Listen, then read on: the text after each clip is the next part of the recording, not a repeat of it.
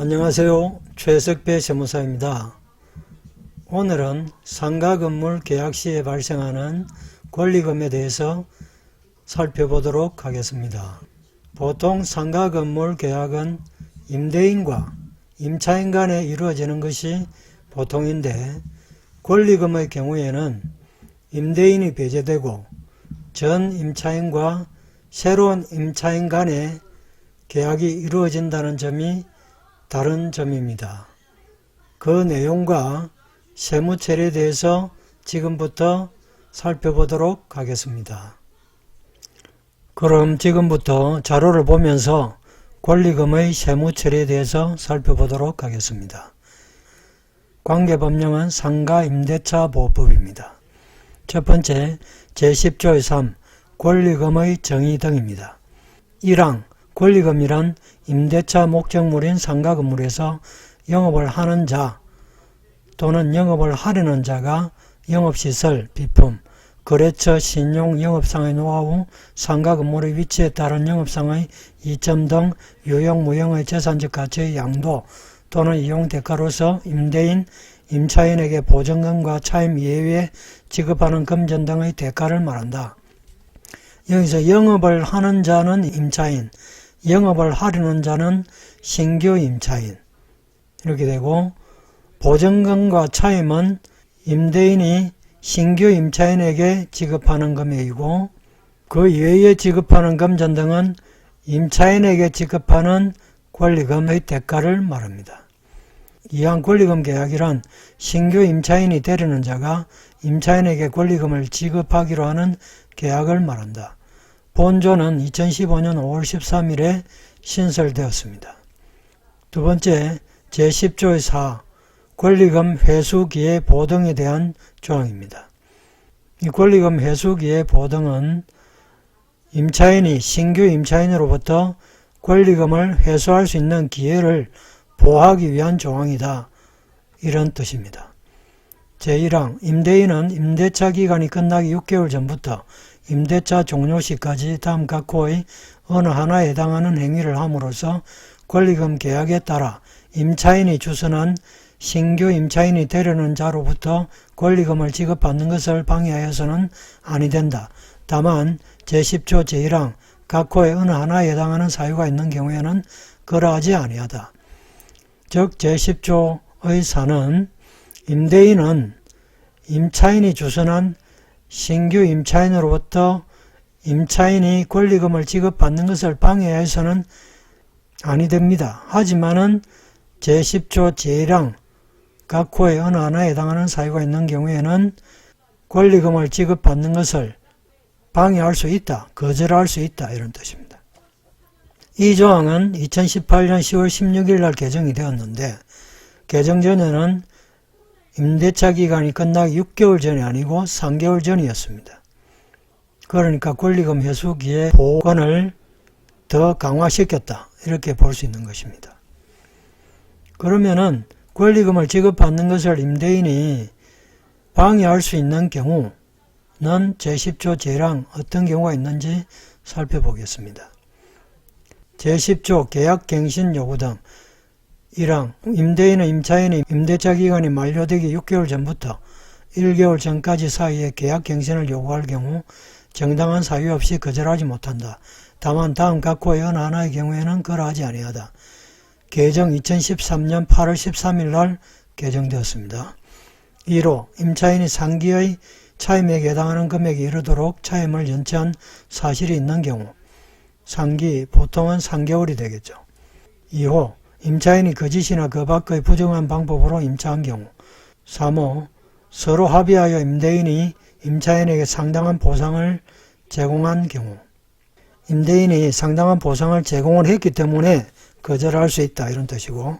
4호, 임차인이 임대인의 동의 없이 목적 건물의 전부 또는 일부를 전대한 경우.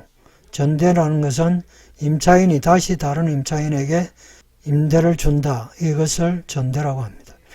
6호, 임차인이 임차한 건물의 전부 또는 일부를 고의나 중대한 과실로 파손한 경우 거절할 수 있다, 이런 뜻이고. 6호, 임차한 건물의 전부 또는 일부가 멸실되어 임대차의 목적을 달성하지 못할 경우, 건물이 멸실이 되었으니까 임대차 목적을 달성하지 못하게 되었으니 그럴 경우에는 신규 임차인에게 임대차 계약을 거절할 수 있다, 이런 뜻입니다.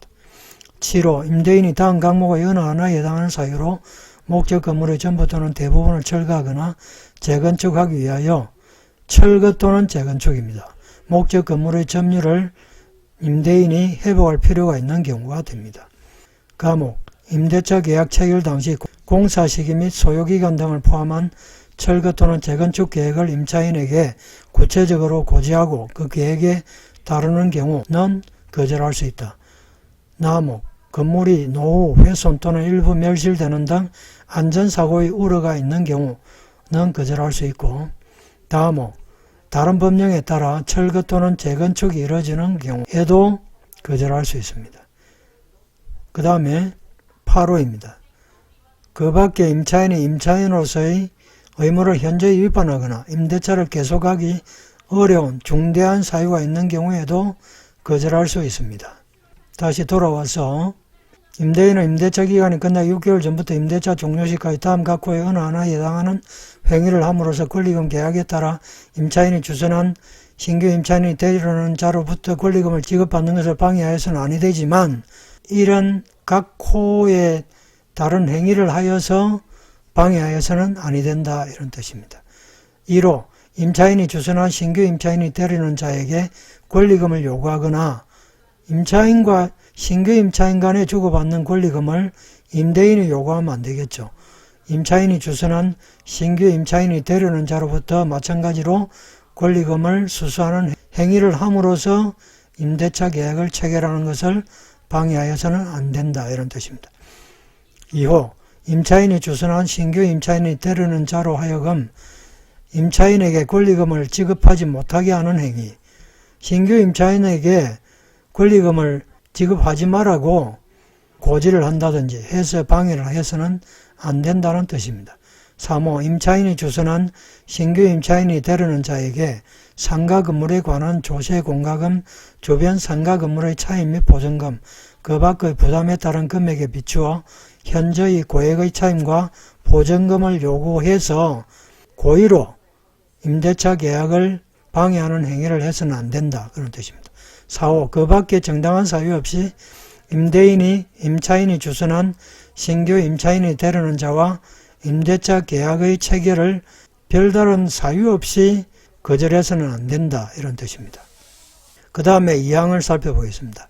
다음 각호의 어느 하나에 해당하는 경우에는 제1항 제4호의 즉 거절하는 행위가 정당한 사유가 있는 것으로 본다, 이렇게 되어 있습니다. 위에 제10조 제1항에도 방해할 수 있다, 즉 거절할 수 있다고 규정이 되어 있는데 2항에도 그러한 내용을 규정하고 있습니다. 2항의 내용은 주로 신규 임차인의 문제점으로 인한 조항이다, 이렇게 보시면 되겠습니다. 1호 임차인이 주선한 신규 임차인이 되려는 자가 보증금 또는 차임을 지급할 자력이 없는 경우, 지급할 능력이 없는데 임대차 계약을 해줄 수는 없는 것이죠. 2호 임차인이 주선한 신규 임차인이 되려는 자가 임차인으로서의 의무를 위반할 우려가 있거나 그 밖에 임대차를 수행할 수 없다고 판단된다면 그러한 정당한 사유가 있는 경우에는 거절할 수 있다. 상당히 추상적인 그런 내용인데요. 예를 들어서 신규 임차인이 예전에 영업행위와 관련해서 법적인 처벌을 받은 경력이 있다든지 이전 임대차 계약 당시에 불미스러운 일이 있었다든지 그런 것들이 해당이 되겠는데 거기에 대한 증명은 임대인이 하여야 하는 거니까 쉽지는 않겠죠. 다음 3호입니다. 임대차 목적물인 상가 건물을 1년 6개월 이상 영리 목적으로 사용하지 아니한 경우, 예를 들어서 임차자가 상가 건물을 임차를 하여 비영리 목적으로 사용을 했다든지 아예 영업을 하지 않았다든지 이렇게 되면 권리금이 발생할 수가 없는 것이죠. 그렇게 되면 신규 임차인으로부터 임차인이 발생하지 않은 권리금을 받는 것이니까 그럴 경우에는 거절할 수 있다, 이렇게 보는 것입니다. 제4호 임대인이 선택한 신규 임차인이 임차인이 소개한 신규 임차인이 아니고 임대인이 스스로 선택한 신규 임차인이 임차인과 권리금 계약을 체결했다면 그 권리금을 지급한 경우에는 임차인은 다른 신규 임차인을 임대인에게 소개하여서 계약을 체결할 수는 없다. 그런 뜻이 되겠습니다. 그 다음에 사망, 임대인이 제1항을 위반하여 임차인에게 손해를 발생하게 한 때에는 그 손해를 배상할 책임이 있습니다.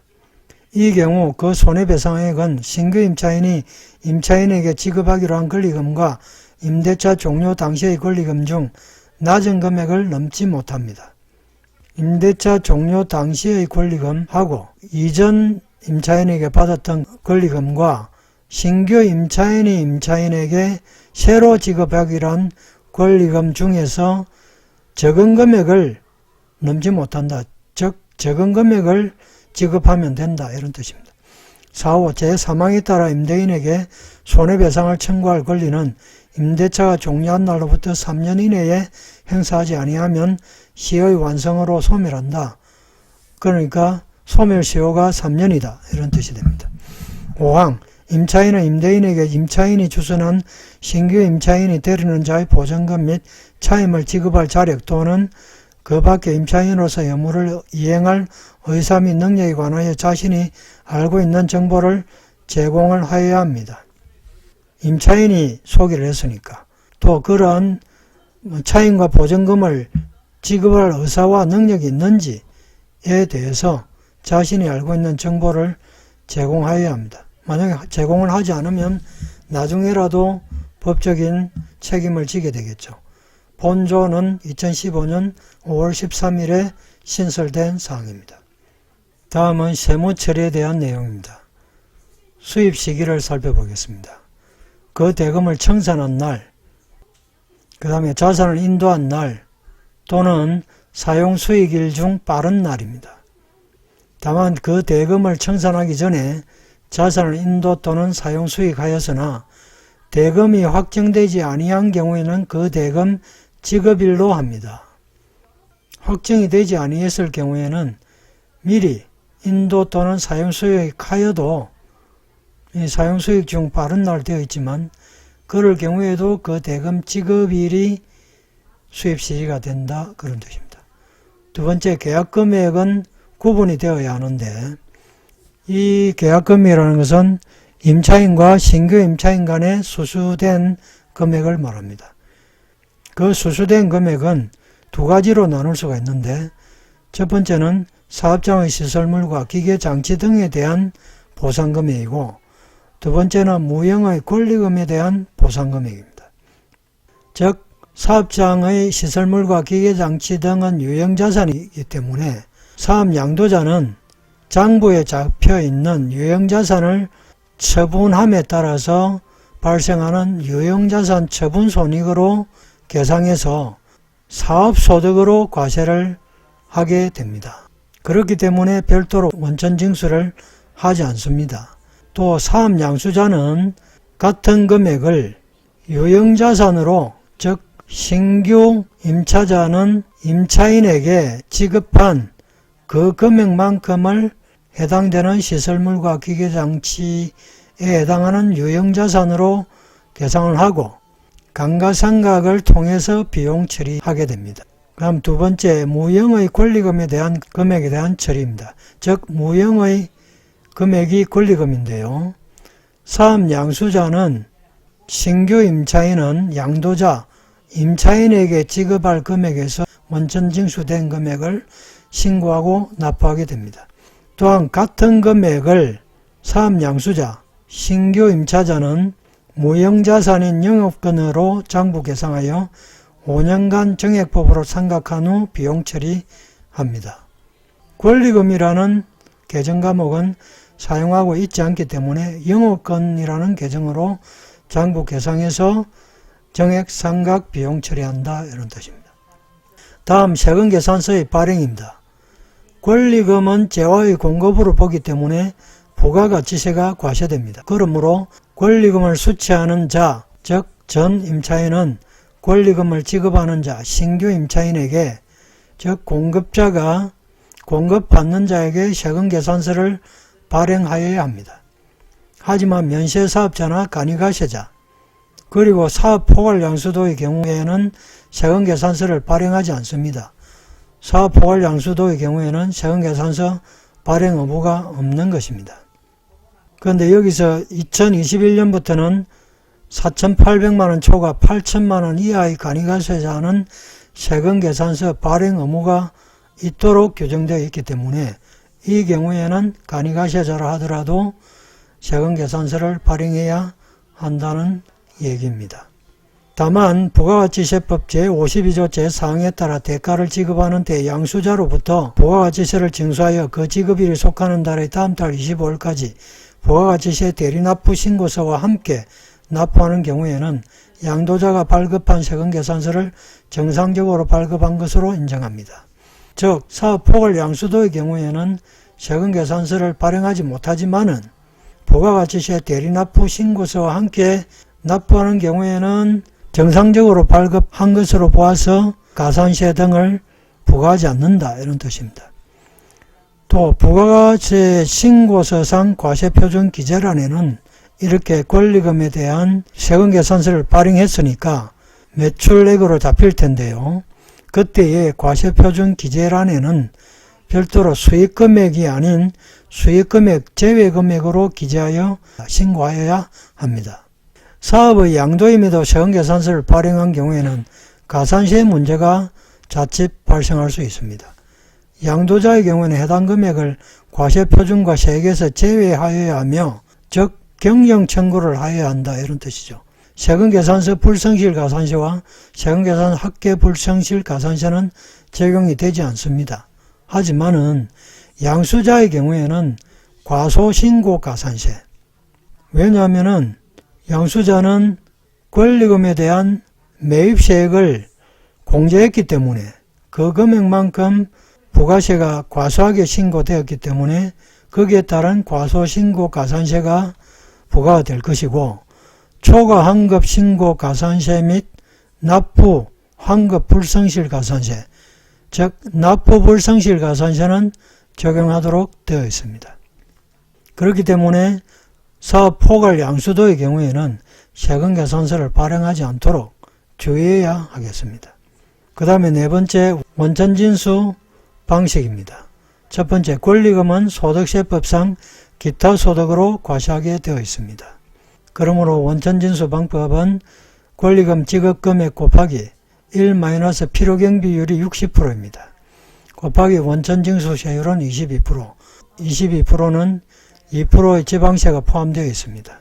소득세의 10%, 즉 20%의 10%니까 2%가 포함된 22%가 됩니다. 예를 들어서 권리금이 600만원이면 세액은 600만원 곱하기 1- 60% 곱하기 22%는 52만 8천원이 됩니다. 신고기간은 지급일의 다음 달 10일까지 원천징수 이행상황 신고서를 작성하고 기타 소득으로 신고 납부해야 합니다. 다음 지급명세서도 제출하여야 하는데 다음 연도 2월 말까지 기타 소득 지급명세서를 제출하여야 합니다. 만약에 제출하지 않게 되면 가산세가 부과됩니다. 권리금을 지급하는 자는 부가세법상 세금계산서의 발행 의무에 관계없이 소득세법상의 원천징수 의무를 이행하여야 합니다. 세금계산서를 잃은 면세사업자와 간이가세자 또는 사업포괄 양수도자의 경우에는 세금계산서를 발행하지 않는데 부가세법상의 세금계산서를 발행하지 않았다 하더라도 원천징수는 원천징수 의무자가 대금을 지급하는 때에 원천징수하여야 합니다. 이때 원천징수 의무자는 신규 임차자가 되겠습니다. 다음 원천징수 시기를 살펴보겠습니다. 원천세는 소득세, 법인세의 성립 확정 시기에도 불구하고 그 대금을 지급하는 때에 납세 의무가 성립 확정되는 것으로 규정하므로 각 분할 대금을 지급할 때의 원천징수함이 타당합니다. 여기에 보면 수입시기가 나옵니다. 수입시기라는 것은 소득세 납세 의무가 발생하는 기준일이 수입시기가 되는데 그 수입시기는 여기에 규정된 그 대금을 청산한 날 또는 자산을 인도한 날 또는 사용수익일 중 빠른 날이 수입시기가 됩니다. 다만 그 대금을 청산하기 전에 자산을 인도 사용 수익하여서나 대금이 확정되지 아니한 경우에는 그 대금 지급일이 수입시기가 됩니다.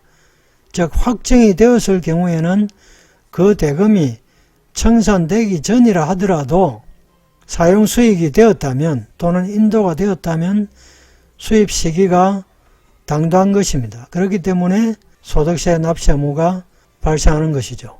즉 원천징수 의무가 발생하는 것입니다.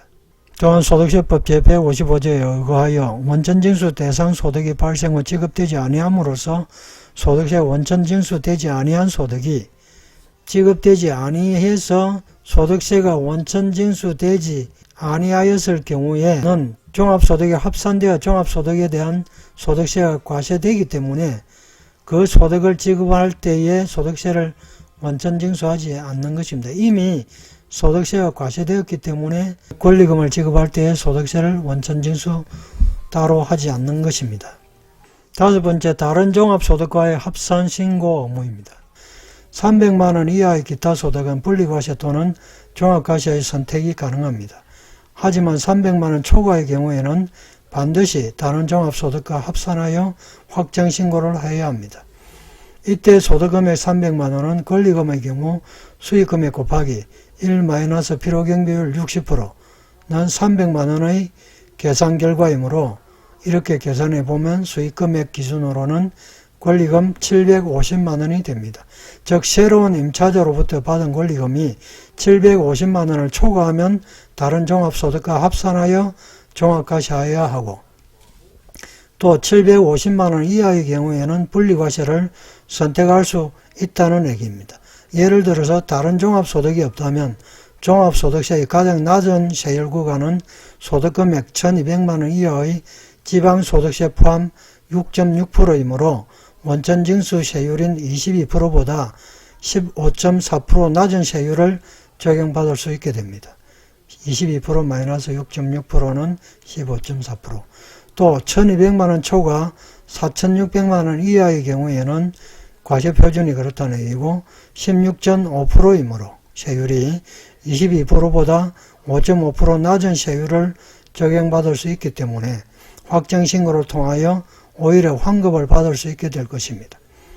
하지만 이 기타 소득 중 일부는 분리과세, 일부는 종합과세를 선택할 수는 없습니다. 전부를 분리과세하든지 또는 전부를 종합과세를 하든지 그렇게 해야 한다는 뜻입니다. 다음으로 세법상의 의무를 미이행 시 가산금 등의 문제점에 대해서 알아보도록 하겠습니다.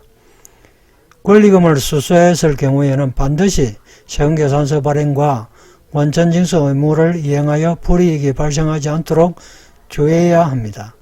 첫 번째, 실무에서는 종종 사업양도자가 즉 전 임차자가 세금과 세무처리의 부담으로 인해 권리금 수채의 노출을 꺼려서 위와 같은 신고 납부의 절차를 무시하고 하지 않는 경우가 많습니다.